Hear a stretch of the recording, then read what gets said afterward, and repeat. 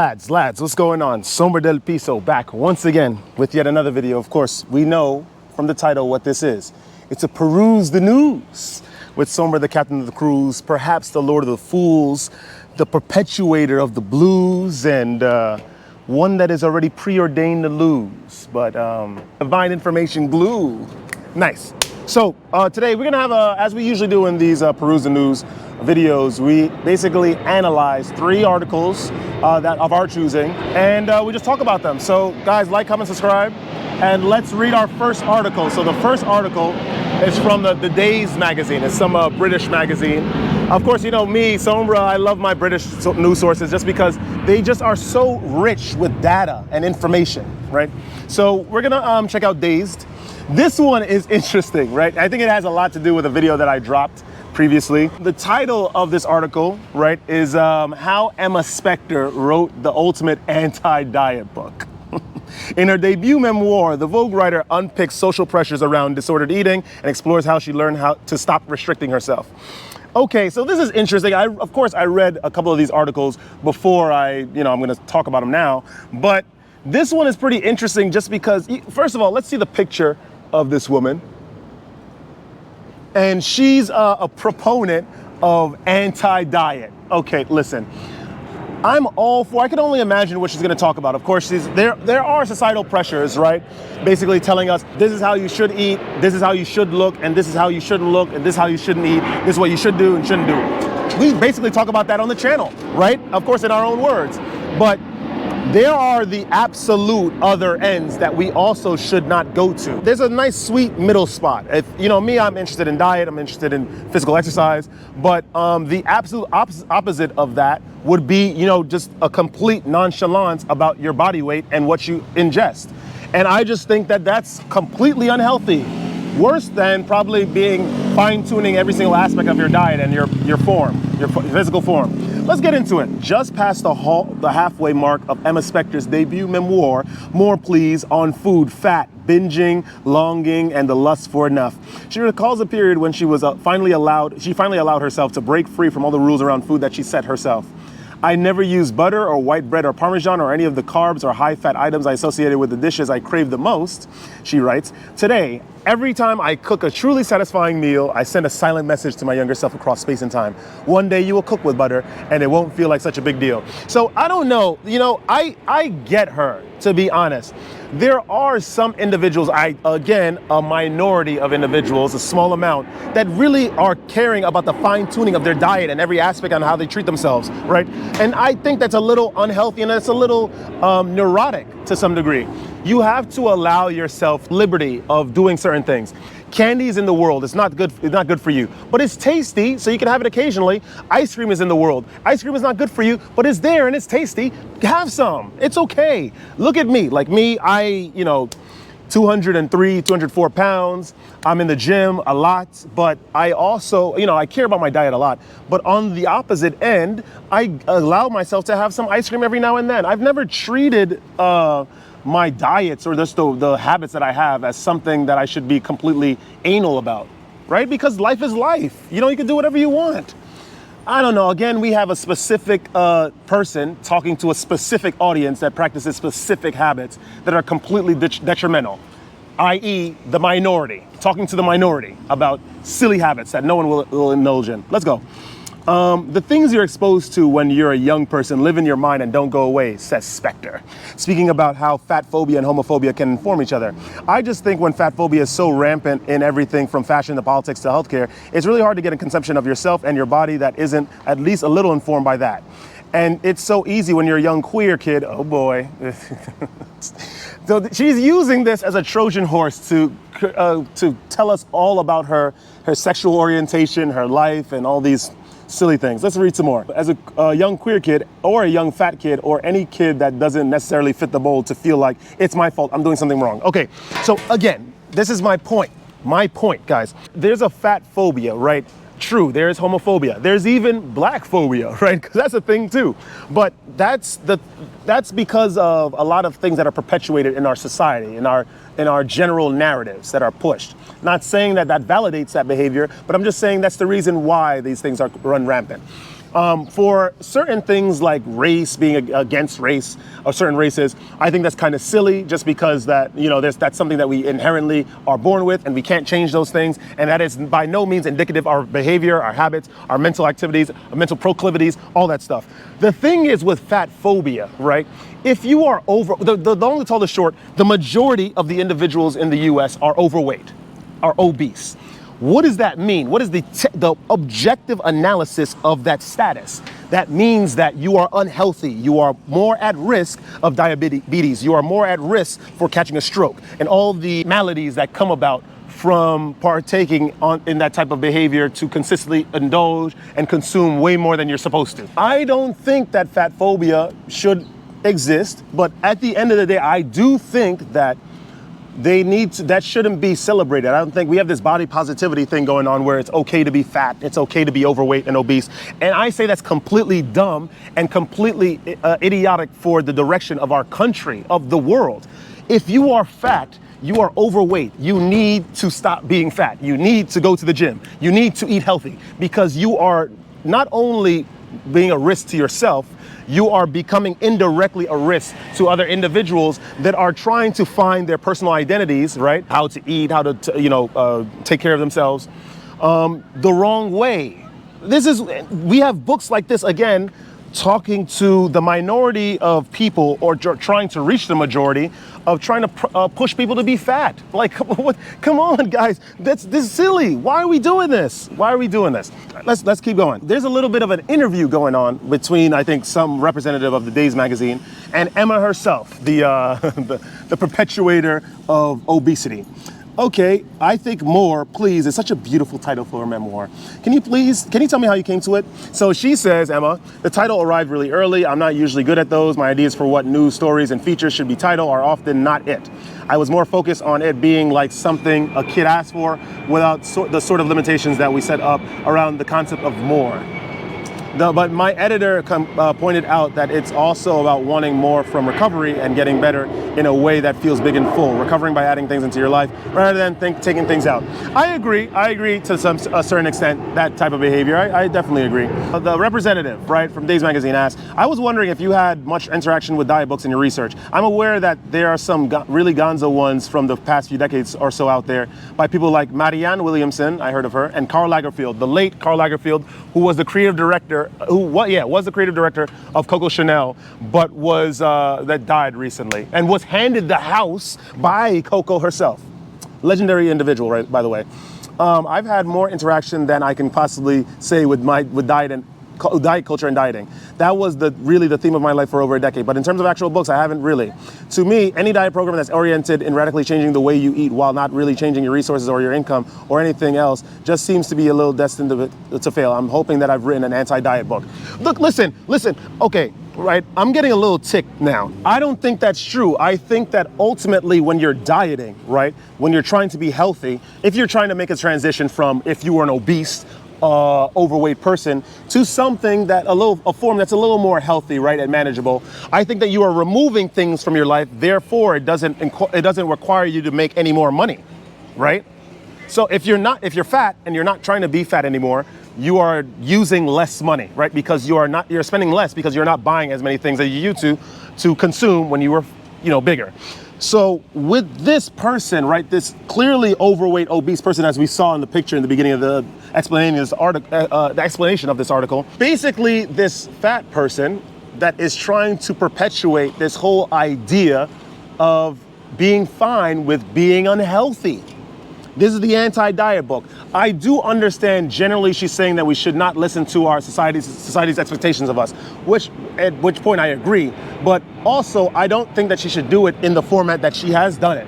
Anti-diet. Are you kidding me? Do not try to push already. It's 4 out of 5 people in the US that's overweight, right, and obese. Don't try to make that fraction even greater with this silly book trying to cause people to eschew discipline and just having control over what goes in your mouth. Pause. So this is kind of interesting. I think the interview goes on. It's her basically just reinforcing her point. Me, as you guys know, I am a fit person and I am fine with being fit. I'm not about being complete, like, trying to fine tune every single bit of your bicep or trying to make sure that your calves, all the lines in your calves are indicative of some sort of strength and aesthetic of some sort. I'm not about being as anal as that about your body type. However, I am saying that you have to be healthy as an individual. Do not have this anti-diet sort of mindset, because you're just going to be unhealthy and you're going to not die just a death, right? A normal death. That's granted to us all, granted. But it's going to be miserable and full of pain, because I don't know if you've ever seen someone struggling from diabetes. It is not a sight to see. So with that being said, that's the end of that interesting article from Emma Spector, right? I just don't get it, man. Why do they do this? Why do they do this? There was a prediction, right? Once upon a time, we're gonna get to this point in the future where bad is pushed as good and good is pushed as bad. Whatever happened to just having one sandwich in the morning, right? One plate of food in the evening, right? Just with the proportionate amount of portions, and just enjoying your life, going to the gym. I don't get it. Anyway, we got next article here, number 2, Scientific American, written by a Carl T. Bergstrom, C. Brandon Ogbunu, African guy. The title of the article is "Social Media is Junk Food for Information Foragers." Oh my goodness. So let's do a little bit of an explanation, right? A slight, terse explanation. Information foragers it's not necessarily a title that you obtain by studying extra years in school, or it's some sort of focus of study that you designated for yourself, and after which you get a certificate deeming you as some sort of information forager. No, we are all information foragers to some degree, especially when we partake on the consumption of social media a lot. Instagram, Facebook, Twitter, all these various social media mediums. And YouTube as well. There's that whole, what is it? The YouTube, so you click one video, it seems interesting. The link to the next video is very, very interesting. So you click that, and so on and so forth. People that partake in that kind of behavior are information foragers. Even with Instagram, where you're going through your just various reels, and you keep flipping and flipping and flipping and flipping. You go to that person's profile that provided that reel, and then you look at the rest of their reels. That's information foraging, because whether or not you're purposefully doing it, you are sort of trying to gain some sort of entertainment, right? Some interaction, some little tantalization of your dopamine receptors. So you are consistently searching for this information unwillingly. So let's just read what our guys have to say about this. In June, U.S. Surgeon General Vivek Murthy suggested that social media, that's interesting, U.S. Surgeon General Vivek Murthy. How much you want to bet, guys? Someone has to donate to the channel if this person, Vivek Murthy, is Indian. Vivek, of course, we know Vivek is Viveka, which is discernment, and Murthy has to be a shortened Americanized version of like Murthy, like Krishna Murthy. How much? You guys have to donate to the channel if I'm correct. Guys, give me 1 second. Vivek Murthy, I'm gonna look this up. Because if I'm right, that means I am really a clairvoyant, or I'm just, my Sherlock Holmes-esque deduction skills are on a million. Let's see, U.S. Surgeon General Vivek Murthy. How much, what did I tell you? What did I tell you? What did I tell you? The guy is Indian. It is an Americanized version of his name. I knew it. I knew it. British American, of course, of Indian descent. How did I know, guys? Deduction. You're gonna get on that level when you're on semen retention, right? So let's continue. That's one of you guys got to donate something. You got to give me something, because that was crazy deduction. So as soon as I read it, I'm like, okay, that's definitely a westernized version of his name. I don't understand why people come to this country being from like these other countries, like especially Africa, right? And especially like, India and whatnot, and China, they do it a lot. And they just change their names to some Western version, and just sort of nullifying and annihilating historical credence, right, to their culture. I just don't get when they do that. Like, I still keep, my name is African, my name is Nigerian. I still use my name, regardless of who doesn't understand it or who mispronounces it. Who cares? It's my name. I have pride. Let's continue, guys, shall we? So in June, U.S. Surgeon General Vivek Murthy suggested that social media should, like tobacco products, carry a Surgeon General's warning about the harm that it causes users. His call came amid a vigorous national debate about social media's role in the reported nationwide decline in mental health among young people. So the thing is, we know this, guys. I think we've spoken about this in various peruse the news sources and just in various videos of mine. Social media is a double-edged sword. On one end, you have access to the thought forms and other individuals in the world that are also connected to social media. It's great. We are able to communicate like never before. We are able to talk and share ideas like never before, galvanize movements, create communities. It's beautiful. On the flip side, it is also social media when there are popular accounts that push a certain degenerate way of life and thinking. When these things get popular, they unknowingly influence a lot of young people, especially when they don't have the parameters and filters of mind in order to perceive what is actually beneficial to them, their lives, and their behaviors. And they allow themselves to be affected by this behavior. Of course, those are the ones that become degenerate. And then they're the ones that are in that perpetual struggle of understanding what is objectively correct in life and seeing that there are popular social media accounts that push a complete opposite of that behavior. And so they are in this perpetual turmoil and conflict with trying to whether succumb to that whole push of that type of social media lifestyle or continue with the objective reality and be a genuine, good, compassionate person. And then there's the other ones that sort of long to be degenerate. Oh, I want to have as much sex as Bad Bunny and all the various Latin American stars or Latin stars, but I can't do it because I'm just poor. Let me just find some shady means of trying to get to that lifestyle.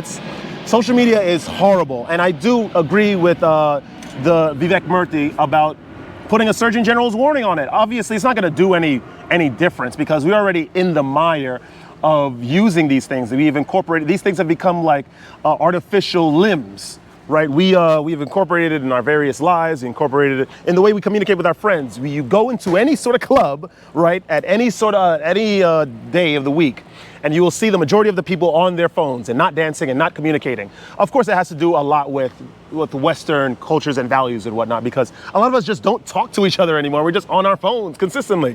Let's continue.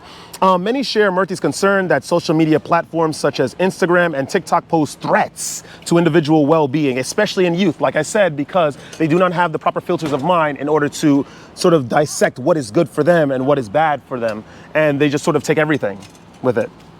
Some are skeptical, however. Meanwhile, others debate national security risks, right?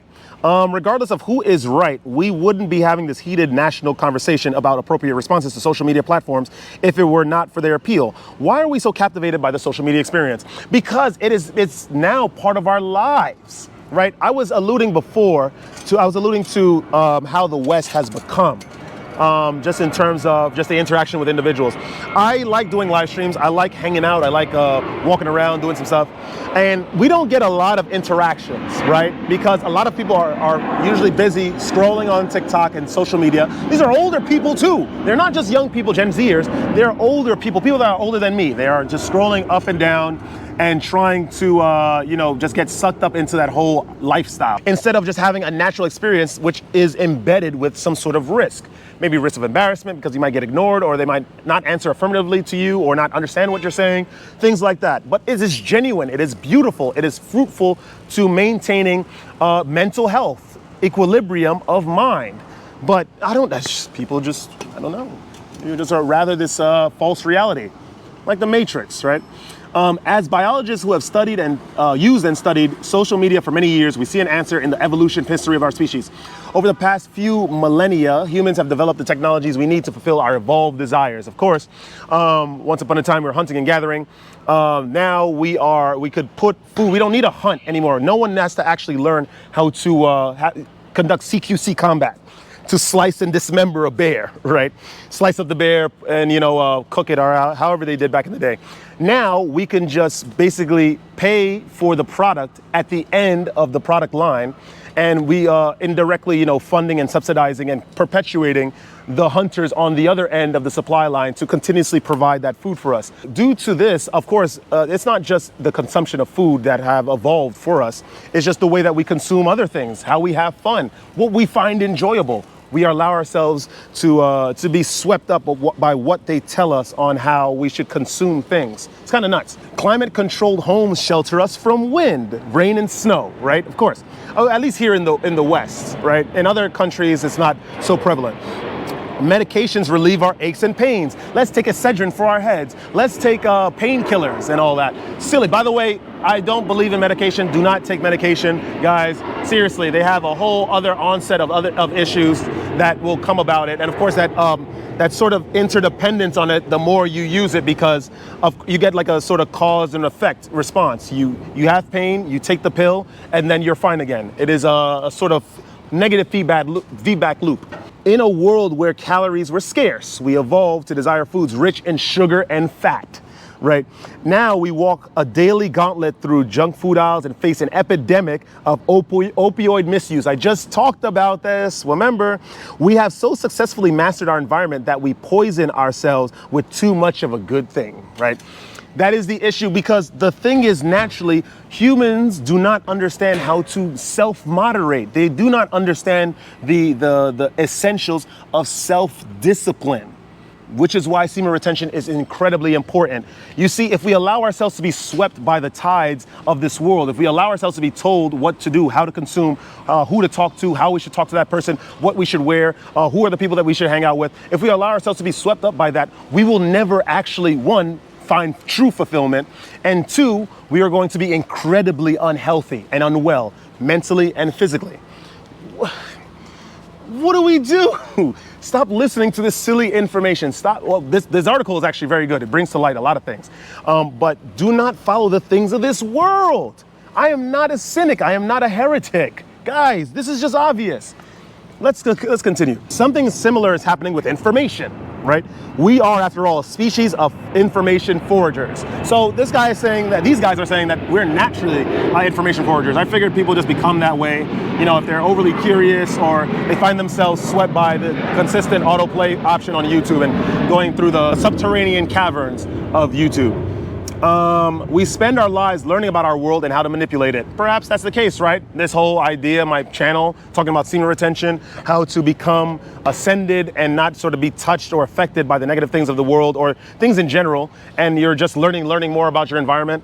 Sure, I guess. We forage individually, noticing patterns, experimenting, learning the signs of opportunity or danger, and testing mental predictions. True, you have an idea of something, and I just sort of test that idea, and when it comes true, I get like a little mental boost, like, oh, okay, boy, that's really good. Or on the other end, oh, that sucks, that didn't work, let's try something else. Also, forage collectively, watching and copying one another, horrible, teaching our children and peers, sharing observations, gossiping, and making collective sense of the world, right? We have evolved to enjoy learning for its own sake. Evolution has influenced behaviors that in some environments are associated with reproductive success. Sleep when tired, take shelter when cold, eat when hungry, have sex when feeling desire. Horrible, by the way. Don't do that. These behaviors learning include increase our evolutionary fitness, so we have evolved to find them pleasurable. The thing is, like I said, right? We cannot control ourselves. We do not understand what is enough. We don't understand what is just good. We are never just satisfied. The human experience is taught to consume, dispose. It is never discipline. When have you ever seen or heard of a rich individual? And a rich individual, they make millions of dollars a year.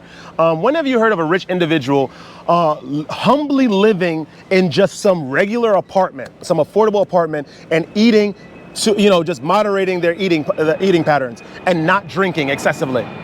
That's seldom heard of, because they now have the option to partake and indulge. So now they're going to continue doing it. They don't understand self-moderation. And that is the problem with human beings.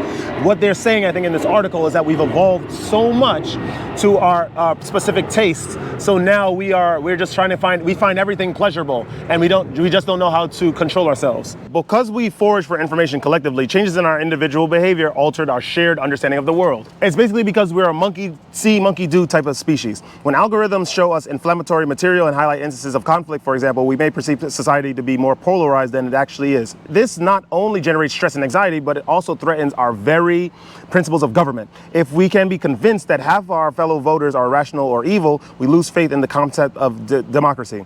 It's no coincidence that when some polarizing event occurs, say a mass shooting or a court decision about abortion, foreign adversaries rush to amplify both sides of the conflict of social media, because these guys are incredibly knowledgeable about psychology. They're incredibly knowledgeable about how social media affects the populace, the masses. And they, instead of trying to highlight that issue and trying to have, bring a sort of general understanding of the world to people, say, maybe going outside and touching grass and maybe talking with your neighbor, right? Not necessarily your actual neighbor, but just people that you share the world with, and getting a much more broad understanding of how the world actually is, instead of just consuming these potentially manufactured and twiddled and edited videos on the internet that cover these disasters, right? Live your life. Stop being an information forager on social media and go outside and try to get to know people. That's the end of this article, man. We have a lot to say about that, but we're just not going to get out of here if we continue talking about this. Here's another interesting one. Bloomberg Business Week is the source of this final article. Name of the article, written by an Austin Carr. The 12,000 Harvard class celebrities are fighting to get into. You see how stupid this is? Imagine paying or finding some validation to pay $12,000 USD, by the way, which is a lot, worth a lot. 12,000, well, it depends on the currency, so USD. It is worth a lot. Imagine paying 12,000 USD to get into a college class. There's no confirmation that you're gonna get hired afterwards. There's no recoup on your investment. It's just basically probably some very, very famous person is spearheaded this class, which gives it credence and credibility, and sort of this slight soft validation as to why people should fork up that much dough to even take the class. This is insane. I don't want to know about this. I didn't read this article. Let's check this out. A swarm of students wait in the classroom at Harvard Business School's McCollum Hall to take selfies with Anita Elbers. First of all, how these super accredited Ivy League schools even process candidates to come into college is completely dumb too. It's like there's a whole majority of individuals that line up to try to get to Yale, Harvard, Wharton School of Business, Columbia University, all these NYU. They spend all of this effort trying to fine-tune their experiences and their knowledge, doing so well in school, eschewing all of these possible experiences that people have in their age, usually just to have a chance to get into school. There's no job that's confirmed after getting into or passing these classes, because the job market is bad, not just for the Harvard graduates, but it's bad for the Brooklyn College graduates. There is no affirmation, but I guess you go to these schools for networking, right? Completely silly. It just causes much more separation and disparity between groups of individuals when they have evaluation systems like these for these silly Ivy League colleges that perpetuates these silly social behaviors that separates people. I hate it absolutely. It's not because I couldn't get into Harvard, and I actually didn't even trying to get into Harvard because I already had even back then when I was barely good at sort of appraising people and just social groups, it rubbed me the wrong way. Like, I'm gonna pay all this money, right, per semester to get into some club full of silly people? Like, nah. Okay, anyway, they've just finished her sought-after executive education course, and though a bunch of big names are among the most recent batch of grads, skiing icon Michaela Schifrin, ex-Daily Show comedian Roy Wood Jr., FIFA World Cup winner Juan Mata, Elbers is evidently the bigger star on campus. So this is it, right? She's a very popular lady, says one student after angling for a shot. Elbers, a Nike-wearing scholar of marketing, is best known for a course, The Business of Entertainment, Media, Sports, or #BEMS, to its alumni who post about it on Instagram and LinkedIn. The 4-day, $12,000 US program. Are you kidding me? And we're gonna still have fools that are lining up for this thing. 4 days, $12,000. An elective open to professionals not enrolled at Harvard Business School, of course, because they don't want to sort of separate people that could potentially pay this money from paying that money, right? Has become a blockbuster for the university. Elbers' case studies, ranging from David Beckham's brand management to Beyonce's music launch strategies, are often announced like an album drop on social media. Right? Who cares? Who cares? Well, remember, what people don't understand about celebrities and their rises to fame, of course, a lot of it can be manufactured. There's a lot of groomed people. Look at BTS and a lot of K-pop stars. But a lot of being popular on the global stage has a lot to do with luck. You can't take some 4-day, $12,000 elective, right? That's completely open to all who can pay that money stupidly. It's not a confirmation that you're going to be successful, right? Oh my God, which is why, along with the execs from Hollywood and Madison Avenue, stars such as Channing Tatum and LL Cool J have signed up, hoping to be the next celebrity business empire. Stupid. These guys just have money to spend. It's just another thing that shows how horrible and capitalist our society has become. I'm fine with capitalism because it prompts competition, which brings out the best of individuals and, of course, the best innovations for this world. Albeit pretty good, pretty bad. It all depends on how much you consume them. But we are in this stage of late capitalism where we have enough money in these first world societies to fork out $12,000 to these idiots that don't really connect with the individuals around them, but rather stay in their secure little homes and plush sofas away from actual society, greedily taking up their $12,000 instead of trying to, instead of taking this money and actually funneling it to countries that need it. South America, right? Southeast Asia, right? The Philippines, right? Or Africa. I'm so tired of this society, man. Elbrus has just wrapped up her final classes of the session, including one on Morris New Age cultural specimen, YouTube megastar Mr. Beast. Not exactly a stranger to image management herself, Elbrus wouldn't allow me to observe the class, of course, because you're taking some of that income. That's, what is it? If you're taking one of the days, right? What is that? That's $3,000. Hell no, we're not going to allow you to get a $3,000 experience for free. You got to pay the money. Though she did have it filmed for promotional clips. Of course, for advertising to the people that cannot get into Harvard Business School, but rather are thinking, I'm sort of in the proximity of Harvard. So let me just think about saving my money and paying this silly woman and getting famous. March 2023 case study of Mr. Beast offers a peek into the type of analysis she brings to his $100 million generating content machine.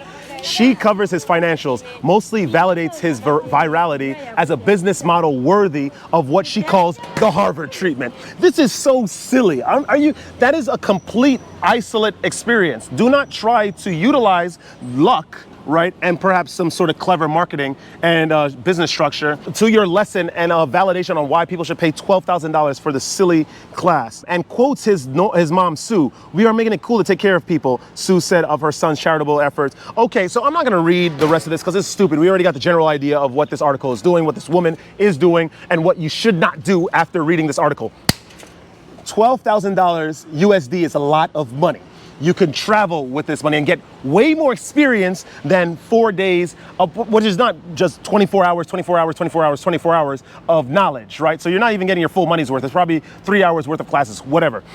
You can spend that money if you happen to save 12,000 USD for travel. You could try to learn another language, have newer experiences, say traveling to New York if you've never been to New York, or traveling to the Netherlands if you've never been to the Netherlands, so on and so forth, which happens to coincide with what I said before about using that money to travel. But my point is that you should not listen to an individual that claims that they have a foolproof way to success, or because I brush shoulders with all these very, very famous people, you are also gonna one day brush shoulders with them if you pay me 12,000 USD.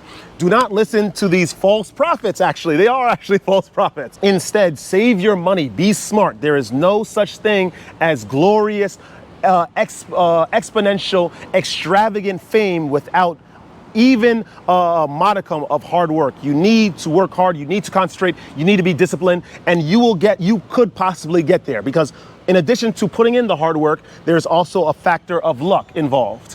There is no such thing as buying your way into the kingdom of heaven or buying your way into success. It's just not possible. Kanye said it himself. I had a dream that I bought my way to heaven. When I woke, I spent it on a necklace, right? You can't do that.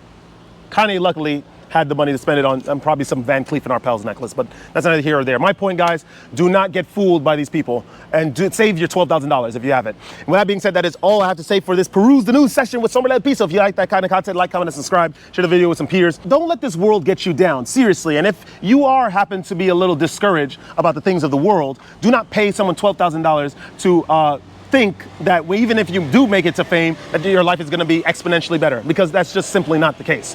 Moderate yourself too. we have these people pushing out these anti-diet books, basically trying to make it cool to be overweight and obese.